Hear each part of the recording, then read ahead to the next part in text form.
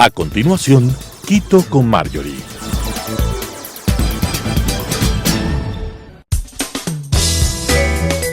Clasificación A. Apto para todo público.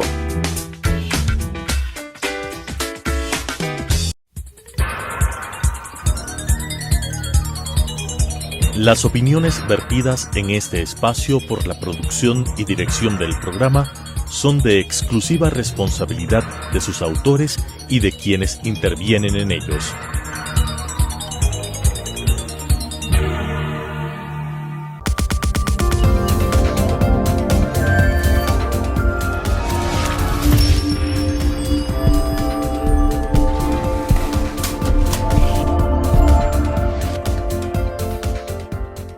Amigas y amigos, bienvenidos. Soy Marjorie Chávez. La diplomacia parlamentaria, en un sentido amplio, comprende todas las actividades que desarrollan los parlamentos y los parlamentarios asociadas al comercio exterior, a las relaciones interparlamentarias y a la cooperación internacional. Su estudio y su desarrollo es importante para comprender el rol de los parlamentos en el mundo, para hablar de su accionar y de sus desafíos. Hoy nos acompaña Alejandro Galarza. Alejandro tiene una amplia formación académica y bajo su responsabilidad han estado asistir y asesorar a la Presidencia de la República, a la Presidencia y Vicepresidencias del Poder Legislativo, ministros de Estado y autoridades locales en el diseño, planificación y manejo de asuntos internacionales, comercio exterior, cooperación y proyectos de desarrollo. Muchas gracias por acompañarme, Alejandro. Muchas gracias por la invitación. Me siento honrado de estar aquí y poder compartir un poco de lo que he hecho. Así es. Y eso es lo que queremos saber. Comencemos un poquito explicando este concepto que está poco profundizado quizá ante la ciudadanía en general en el mundo, también poco analizado, de diplomacia parlamentaria. Bueno, la diplomacia parlamentaria es una forma de paradiplomacia que vincula a los poderes legislativos de los estados. Actualmente, como se mencionó hace unos minutos, no existe como tal mucha literatura con respecto del tema y tampoco no existe demasiada experiencia profesional o en materia de ejercicio, a pesar de que la diplomacia parlamentaria es incluso más vieja que algunos organismos de integración y de cooperación internacional, supranacionales como el Sistema de Naciones Unidas, por ejemplo. En épocas recientes ha tomado cierta relevancia algunos países de América Latina, algunos países de Europa han comenzado ya a profesionalizar y a generar perfiles en materia. Y claro, a determinar también el alcance que tiene la diplomacia parlamentaria en el ejercicio de las funciones del legislativo. Es una forma de paradiplomacia en el sentido de que no está entendida como la diplomacia formal de los estados, pero que tiene cierta autonomía y tiene capacidad de incidir global y localmente también, al igual que la diplomacia que ejecutan los poderes legislativos, los ejecutivos a través de sus distintas cancillerías. ¿Cuál es la diferencia? Bueno, hay varios matices también dentro de las conceptualizaciones, pero ¿cuál sería esta gran diferencia de la diplomacia parlamentaria a la diplomacia tradicional, incluso el concepto de diplomacia pública? Bueno, hay ciertas similitudes y ciertas diferencias en materia. En cuanto a similitudes, es básicamente el relacionamiento internacional de los parlamentos, involucra, por supuesto, el trabajo interestatal. En cuanto a diferencias, es un poco a materia de alcance. ¿Por qué? Porque la diplomacia tradicional, la diplomacia de los estados, la diplomacia westfaliana, tiene otro tipo de atribuciones y otro tipo de compromisos a nivel internacional, otro tipo también de factores de alcance y otro tipo de formas de ejecutarse. Entonces, la diplomacia parlamentaria entra generalmente a coadyuvar el trabajo de los ejecutivos a nivel internacional, entra a trabajar sobre algo que me gusta entender como una razón de Estado, es decir, entra a representar al pueblo desde la parte legislativa con sus pares a nivel internacional. En cambio, la diplomacia un poco más tradicional, un poco más entendida, un poco más comúnmente practicada refiere a aquella que ejecutan los estados, en donde nosotros podemos ver diferentes tipos de instrumentos como acuerdos comerciales, como acuerdos de cooperación interestatales, y también es más conocido el trabajo que tiene, por ejemplo, el Estado a través de sus cancillerías dentro del sistema de Naciones Unidas, dentro de la Organización de Estados Americanos, en el caso de Ecuador, pero existen otro tipo de mecanismos de integración. No solamente eso, sino que es bastante más conocido el trabajo bilateral que ejecutan los estados a manera de diplomacia formalizada, que vendría a ser aquello que se establece como embajadas por los ministerios de Relaciones Exteriores. Entonces tiene sus similitudes y sus diferencias. Nos acabas de mencionar los instrumentos de la diplomacia tradicional, pero en el caso de la diplomacia parlamentaria, ¿cuáles son los productos y cuáles son las herramientas que utiliza? La diplomacia parlamentaria se enfoca en coadyuvar, como mencioné, el trabajo de la diplomacia tradicional. Entra a cooperar en el quehacer de los estados, entra a trabajar en articulación con otros poderes legislativos en la sincronicidad de las agendas, por ejemplo, en cuanto a aquellos temas que refieren al ejercicio de la legislación en materia regional. Uno de los puntos idóneos al que puede llegar la diplomacia parlamentaria es a la coordinación de agendas legislativas regionales, por ejemplo, para distintos fenómenos como el que nosotros estamos experimentando ahora, que tiene que ver con la seguridad. El crimen transnacional organizado es un fenómeno que vincula a distintos estados y por ende necesita también una respuesta de distintos estados. Gran parte del quehacer de la Asamblea Nacional y gran parte del quehacer de los legislativos se enfoca en coordinar estas agendas y acciones coordinadas de alguna manera en cuanto a la generación de instrumentos normativos que permitan atender a las necesidades que vinculan a todos estos estados. Entonces ese podría ser uno de los instrumentos, una agenda legislativa regional coordinada. Pero adicionalmente se manejan otro tipo de instrumentos como memorandos de entendimiento, en donde se establecen acciones específicas de cooperación interestatales. Entonces ese puede ser otro instrumento. Y finalmente pues existen intercambios de correspondencia que formalizan un poco aquello que se discute en las distintas plataformas. Plataformas como aquella que provee la OEA a través de la instancia de integración de los parlamentos actualmente formalizada en materia de Parlaméricas, o aquellos espacios que, como yo mencioné hace un momento, quizás son un poco más antiguos que el sistema de Naciones Unidas, como por ejemplo la Unión Interparlamentaria, que viene funcionando desde 1800. Eso quisiera que pudiéramos profundizar un poquito más. ¿Cuáles son estos organismos de diplomacia parlamentaria? Hablamos de que algunos, como acabas de mencionar, la Unión Interparlamentaria, pues desde las más antiguas, pero hoy en día tenemos varias.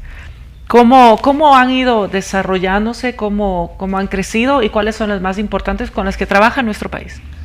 Bueno, nosotros tenemos ahora relación no solamente con la Unión Interparlamentaria, que como yo menciono quizás es uno de los organismos interparlamentarios más relevantes, en el sentido de que aglutina a más de 170 estados, en el sentido de que viene trabajando desde finales de 1800, incluso anteriormente al sistema de Naciones Unidas que se establece en el sistema post-45, post-Segunda Guerra Mundial.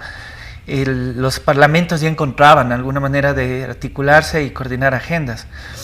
Pero nosotros también como Asamblea Nacional, como Parlamento Ecuatoriano, estamos vinculados en distintos espacios. Uno de ellos es el Parlaméricas, por ejemplo. Esto surge como el Foro Parlamentario de las Américas. Este surge para responder también a esa necesidad de articularse desde el Poder Legislativo en materia parlamentaria en el marco de los estados de la OEA. Entonces podría ser una de esas plataformas. Otra plataforma es el Parlamás, una plataforma un poco más pequeña que aglutina a los estados que comparten fronteras con el Amazonas, temas de medio ambiente sobre todo se trabajan en ese marco. Un foro más grande podría ser el foro que provee también el Parlatino, el Parlamento Latinoamericano, vincula a las legislaturas de casi todos los estados de América Latina y el Caribe. Y si nosotros aterrizamos, incluso tenemos acciones de cooperación súper interesantes en el marco de la CEGIP. La Secretaría General Iberoamericana es un espacio generalmente caracterizado por la participación de las cancillerías. En este caso nosotros tenemos un espacio particular dedicado a los poderes legislativos, que es el foro parlamentario de la CEGIP, que aparte de eso, como dato relevante, nosotros estamos en este momento desempeñándonos como Secretaría Pro Tempore y la presidencia ostenta la presidencia Pro Tempore de la CEGIP. Por eso también va a haber prontamente un evento en Cuenca. ¿Qué ha hecho que, a pesar de tener pues muchos años, estas organizaciones no sean tan analizadas y no se haya generalizado ante la ciudadanía y la opinión pública, incluso hasta las diferentes autoridades, su existencia y su importancia? Es básicamente la naturaleza de su articulación. Cuando nosotros hablamos de paradiplomacia o de diplomacia parlamentaria, que es una forma de paradiplomacia, siempre pasa debajo del radar porque no está articulada necesariamente con la lógica con la que la gente comprende a la diplomacia en general.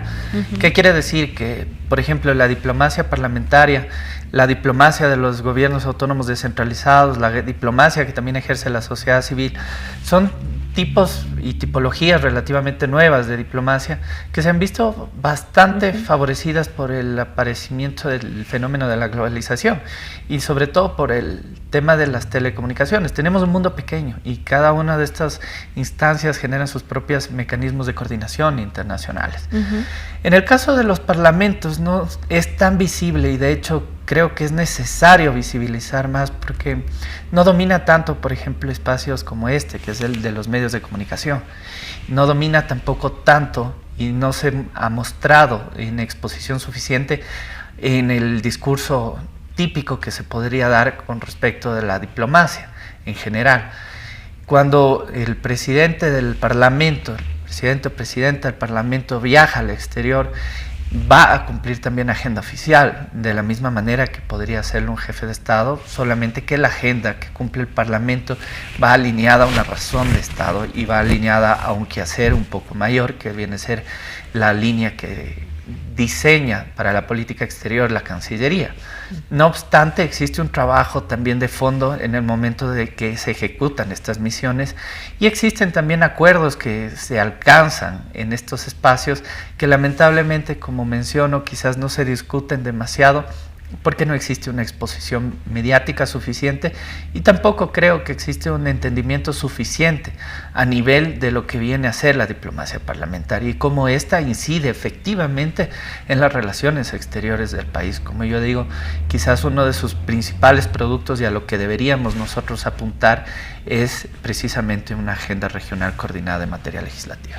Agenda regional coordinada que aborda temas como transparencia, lucha contra la corrupción, hablamos también de una Agenda 2030, también se tocan temas de comercio e inversiones, soberanía, paz, seguridad alimentaria, entre otros. ¿Cuáles son los temas en este sentido dentro de la experiencia que tú conoces en nuestro país han tenido mayor énfasis en los intentos o las diferentes iniciativas de diplomacia parlamentaria?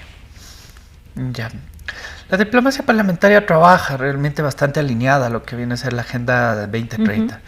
El Sistema de Naciones Unidas, en una de sus grandes asambleas, definió una serie de líneas que de alguna manera demarcan el quehacer de los estados, no solamente a nivel internacional. Las preocupaciones que reflejan la Agenda 2030 terminan por aterrizarse en programas, proyectos internos de los propios gobiernos. Entonces, si nosotros trabajamos Agenda 2030, lo más lógico es entender que primero es una agenda ampliada que vincula distintas temáticas, desde medio ambiente hasta institucionalidad, seguridad y paz. Entonces, aterrizado a esto, el trabajo de la Asamblea, no solamente que es abarcativo en su naturaleza, porque vincula la mayor parte de aquello que se trabaja en el Sistema de Naciones Unidas dentro de las líneas de la Agenda 2030 y dentro de sus propias metas, sino que también responde a aquella realidad local que nosotros trabajamos. Es decir, los distintos proyectos de ley que se trabajan a nivel del legislativo, los distintos proyectos de interés y de relevancia que el legislativo ha determinado como suetos, se ven trabajados y se ven también exponenciados a nivel internacional. Uno de estos temas, y quizás el más fácil de identificar, es el tema de Parlamento Abierto, por ejemplo, que es parte de la iniciativa de Gobierno Abierto a la que nosotros nos vinculamos como Ecuador, que en su estancia legislativa retrotrae a la gestión del propio Parlamento, la gestión institucional. En ese sentido, creo que gracias a la cooperación interparlamentaria e internacional, la Asamblea ha dado bastantes pasos adelante en la implementación de este modelo de gestión. que podría darse a nivel institucional. Pero a nivel legislativo también existen otros intereses que se discuten a nivel regional. Sobre todo ahora creo que una de las temáticas más relevantes es la temática de la seguridad. Y eso, dada la coyuntura actual, pero sobre todo dado también el trabajo del propio Parlamento. Al final, la diplomacia parlamentaria responde al interés del legislativo en cuanto a la creación de leyes, y no solamente eso, de proyección internacional, a esta proyección del mosaico de ideologías que corresponden al Parlamento y que terminan siendo plasmadas en un espacio internacional de alineación entre los distintos parlamentos internacionales, pero no solamente eso, en el marco de los distintos organismos interparlamentarios internacionales que terminan asentados a manera de resoluciones, que terminan asentados a manera de instrumentos ya más concretos de cooperación.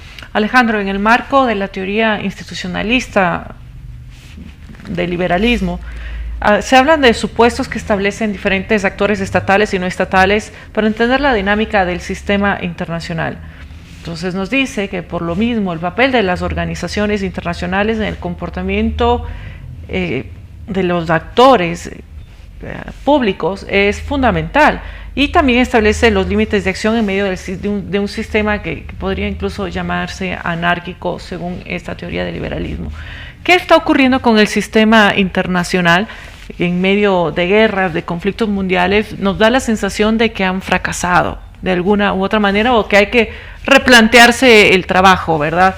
Esto es, además, quizá una oportunidad para la diplomacia parlamentaria.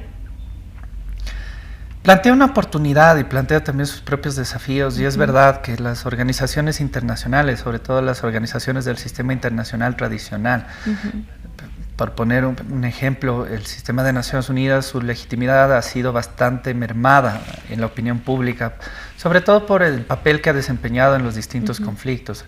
Hay que entender que ninguna organización internacional puede irse por encima de la voluntad de los estados.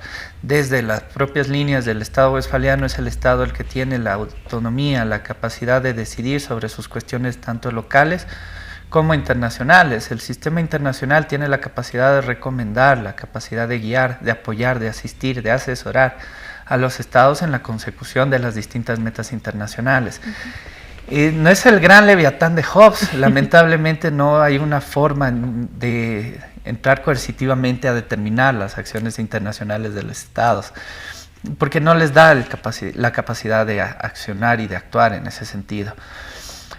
Claro que es una limitante, sobre todo en su naturaleza de legitimidad para el trabajo internacional de los estados y su articulación en estos grandes foros, pero también es una oportunidad de rever un sistema que se estableció gracias a una coyuntura terrible para la humanidad que fue la Segunda Guerra Mundial, pero también que necesita ser pulida y actualizada, que necesita incorporar nuevos actores de la paradiplomacia. El propio sistema de Naciones Unidas tiene su plataforma en la Unión Interparlamentaria para los parlamentos. No obstante, creo que la participación incluso de los parlamentos, fuera de ser líneas de recomendación para los grandes debates que se dan a nivel de estados en este tipo de foros, debería ser ampliada. Y esto reconociendo una cosa, un principio fundamental, y es que el Parlamento es la manifestación explícita de la voz del pueblo. Ajá, así es. El Parlamento recopila y recupera las voces de todas las personas sin importar las ideologías que puedan tener de fondo. El Parlamento suma la idea de desarrollo de la gente, el Parlamento suma la idea dígase, esta parte cultural, esta propia introspección, la naturaleza misma del pueblo se ve reflejada en los parlamentos. Y realmente yo creo que quizás, considerando esto, el papel del Parlamento debería ser un poco mayor, debería ser repensado, por supuesto, dada su relevancia como una de las principales funciones del Estado, pero más allá de eso, por su capacidad de representar las distintas voces que integran un pueblo.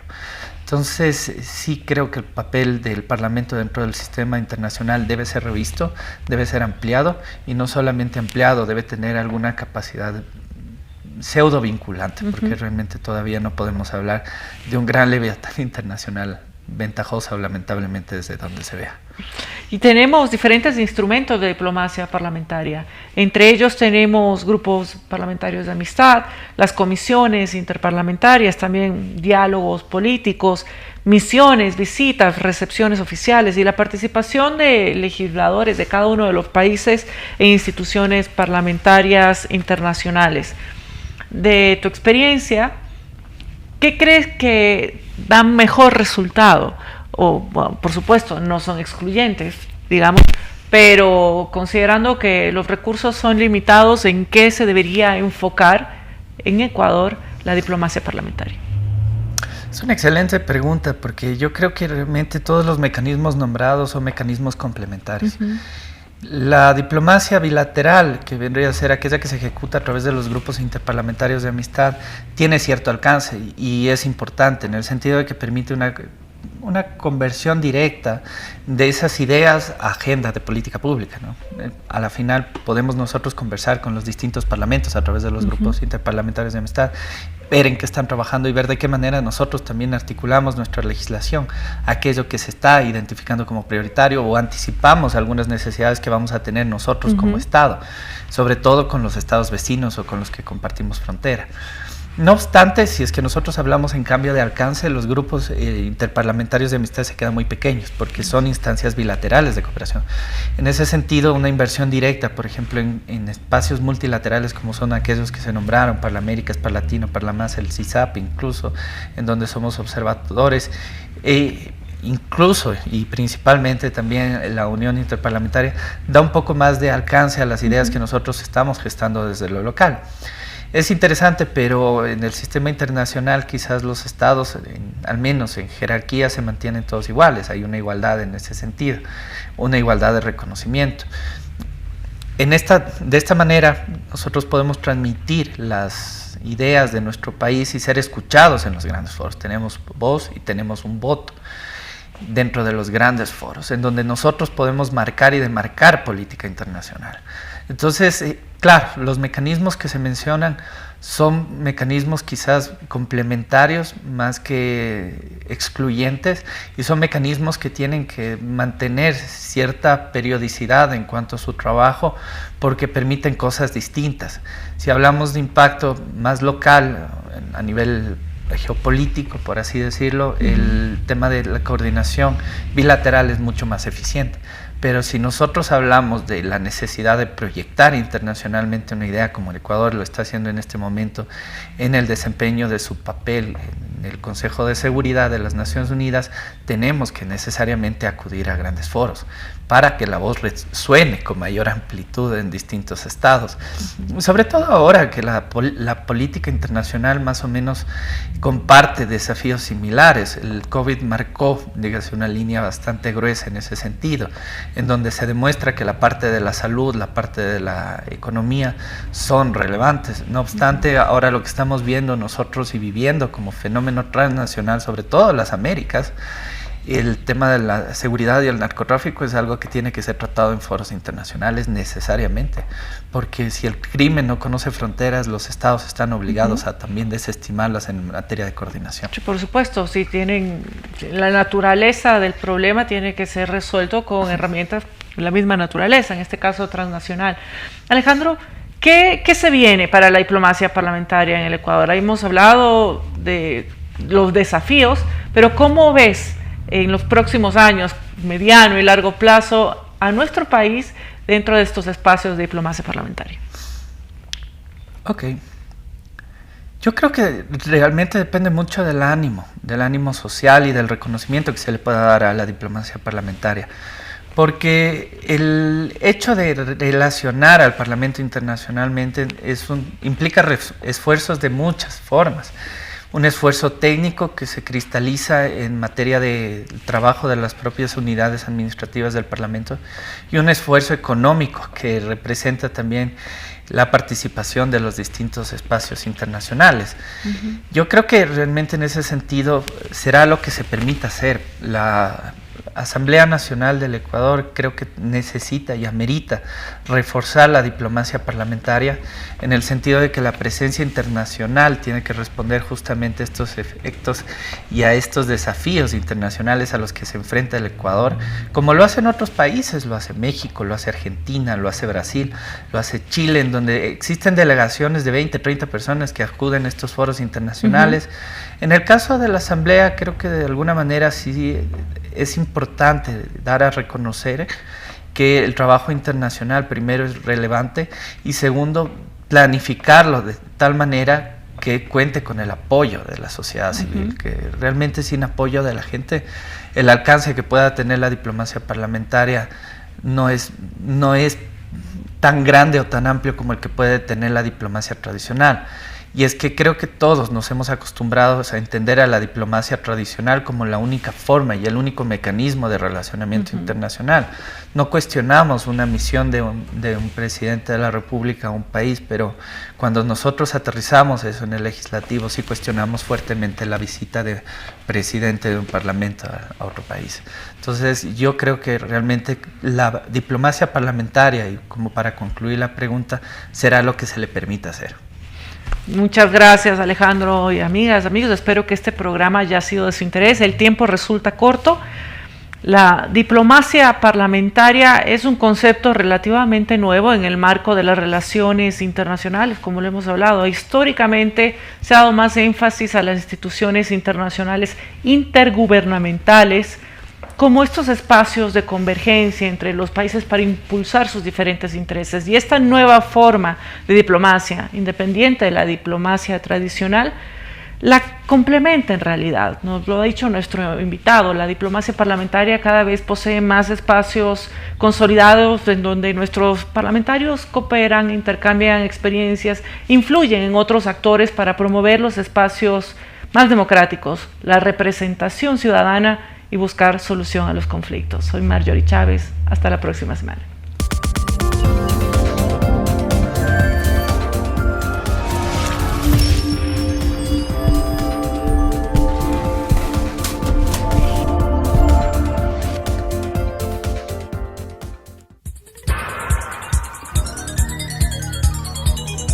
Las opiniones vertidas en este espacio por la producción y dirección del programa son de exclusiva responsabilidad de sus autores y de quienes intervienen en ellos.